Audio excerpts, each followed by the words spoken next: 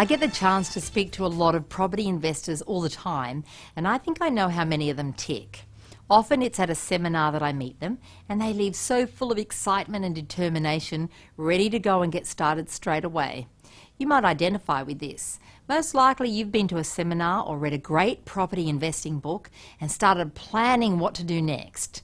Some people make a firm commitment to get right into it and finally start investing. Others plan on how they can expand their existing portfolio. All in all, there's usually excitement in the air and a conviction that action will follow. The next day at work, the excitement continues, at least until morning tea. Colleagues are apprised of the situation, the great seminar which had provided the motivation to take the future by the horns. By noon, it becomes apparent that enough time has been spent on excitedly imagining the future as a die-hard property investor, and work needs to become the focus. By this time, you might have even looked at some real estate websites and considered hotspots. Friday night and the exhaustion of working so hard kicks in, and all you want is a glass of red and to sit in front of the heater watching The Voice. Tomorrow you'll get onto it. Saturday dawns and you have things to attend to first. Clean the house, get the kids to and from sport, go shopping, call your mother, put on a load of washing.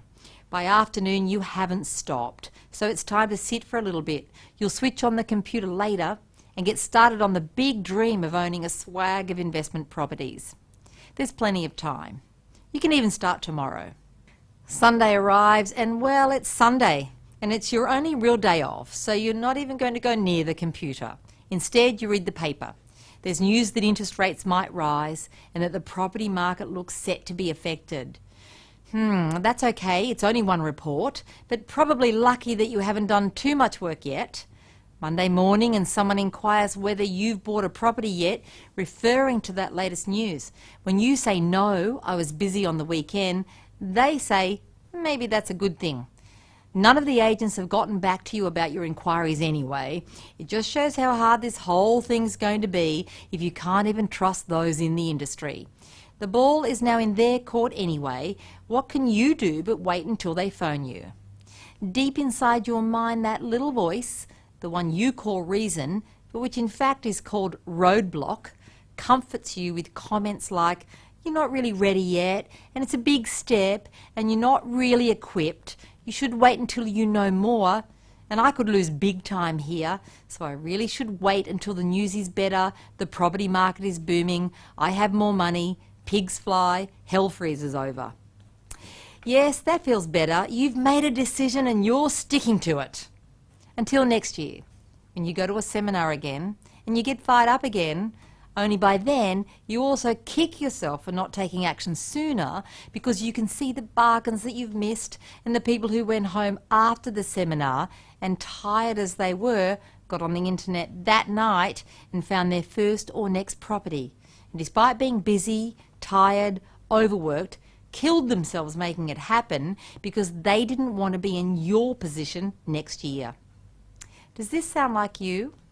Which person are you?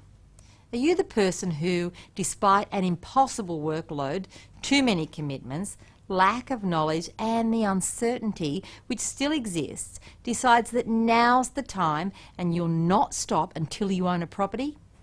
Or will I see you next year, head hung a little as you tell me how excited you were last year, but how life got in the way and you just couldn't take action?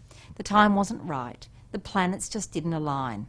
It's so easy to find an excuse not to get started, but much harder to find an opportunity to get into it. Your first or next investment property isn't going to come knocking on your door, and building a portfolio isn't going to come without challenges, drawbacks and risks.